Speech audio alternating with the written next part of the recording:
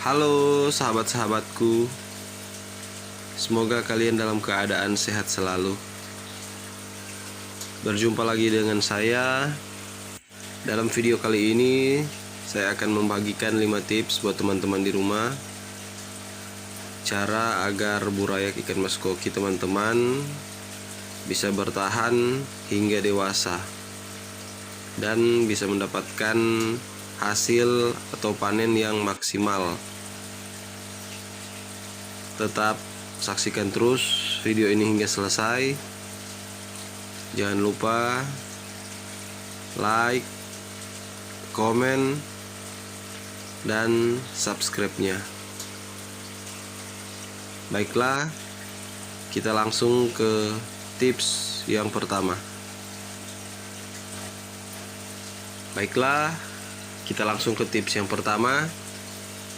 Dari 5 tips cara agar burayak ikan mas koki teman-teman di rumah bisa bertahan hingga dewasa dan teman-teman tentunya bisa mendapatkan hasil yang maksimal.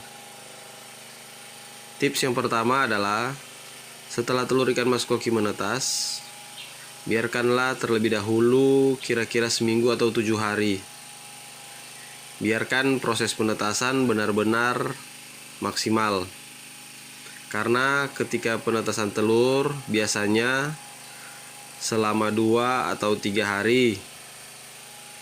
Biasanya saja beberapa persen telur yang lain akan menetas di hari yang keempat dan kelima atau mengalami keterlambatan. Kita hanya berjaga-jaga saja.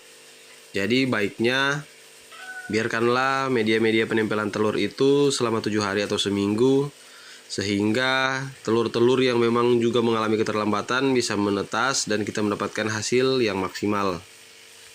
Lalu setelah 7 hari atau seminggu, teman-teman harus mengangkat media penempelan telur untuk berjaga-jaga saja ketika ternyata memang masih ada telur-telur yang belum menetas, sehingga jamuran dan bisa-bisa membuat air cepat rusak atau keruh, sehingga tentunya berbahaya juga buat telur-telur atau burayak-burayak yang lain. Jadi setelah proses pemijahan, teman-teman biarkan kakaban atau media tanaman airnya selama 1 minggu agar penetasan maksimal, dan setelah seminggu boleh diangkat medianya sehingga akan menjaga burayak-burayak dari kematian karena ada beberapa telur yang mungkin tidak menetas, jamuran, dan akan membuat air keruh atau kotor. Selanjutnya kita ke tips yang kedua. Baiklah, kita langsung ke tips yang kedua dari 5 tips atau cara agar burayak ikan mas koki teman-teman di rumah bisa bertahan hingga dewasa. Tips yang kedua di sini adalah ketika burayak teman-teman sudah menetas, jangan dulu memberi makan, karena burayak memiliki kantung makanan cadangan. Ketika selesai menetas, cadangan makanan ini bisa bertahan di hari yang kedua ataupun hari yang ketiga. Jadi burayak teman-teman akan mulai aktif makan itu di hari yang ke-6 dari selesai pemijahan. Karena proses pemijahan atau penetasan dari telur selama 2 hingga 3 hari, dan ketika pun sudah menetas, ada juga 2-3 hari ke depan burayak masih memiliki cadangan makanan. Jadi jangan dulu diberi makan agar supaya tidak memperkeruh air sehingga air menjadi kotor. Jadi teman-teman perhatikan saja ketika telur-telur sudah menetas dan 2 hingga 3 hari ke depan burayak ikan mas koki jangan dulu diberi makan. Selanjutnya kita lanjut ke tips yang ketiga. Baiklah, kita langsung ke tips yang ketiga dari 5 tips cara agar burayak ikan mas koki teman-teman bisa bertahan hingga dewasa. Tips yang ketiga adalah bagaimana cara memberi makan burayak teman-teman di rumah. Kalau tadi kita sudah mendengar di tips yang kedua bahwa burayak memiliki kantung makanan cadangan 2 hingga 3 hari. Jadi di tips yang ketiga ini bagaimana kita memberi makan burayak-burayak kita di rumah.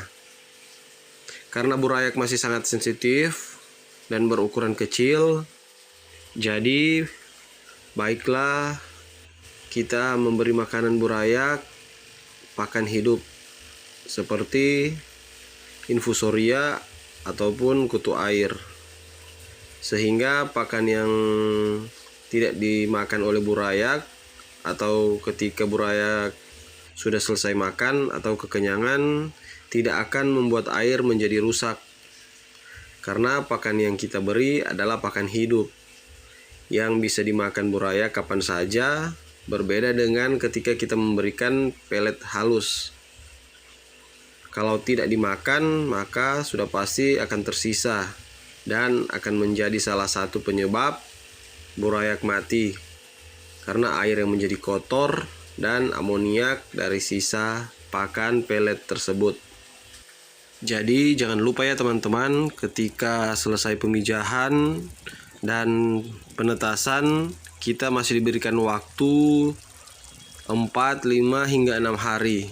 Jadi pergunakanlah waktu itu ketika kita bisa membuat makanan infusoria ataupun kutu air untuk burayak. Karena memang makanan ini juga sangat penting buat ikan tersebut.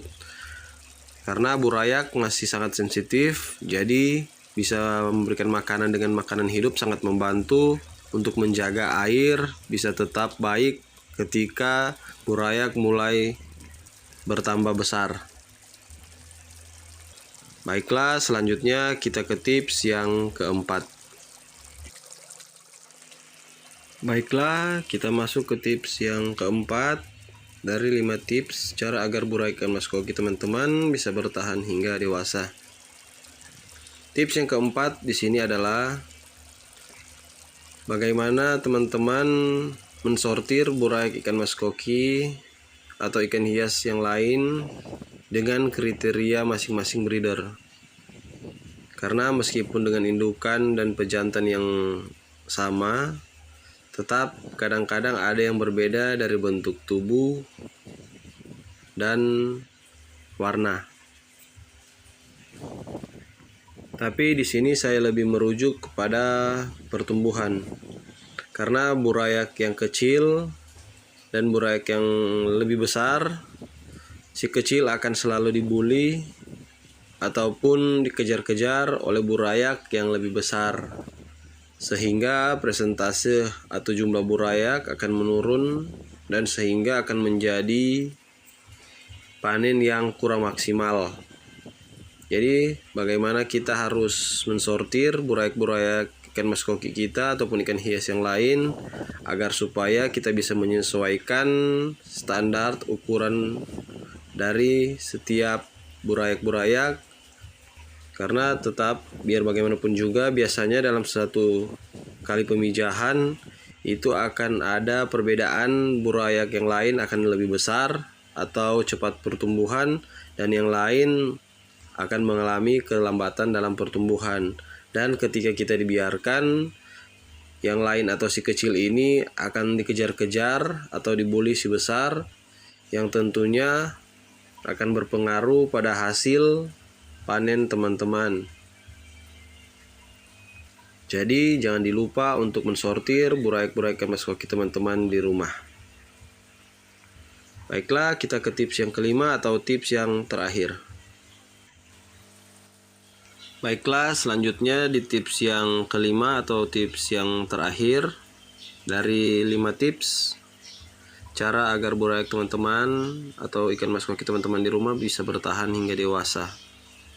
Tips yang kelima yang saya akan bagikan di sini adalah ketika burayak sudah di usia 1 bulan ataupun 1 bulan ke atas, untuk mempush lagi atau mempercepat pertumbuhan dari burayak tersebut, berilah makanan yang kaya akan protein biar atau agar ikan teman-teman bisa lebih cepat besar.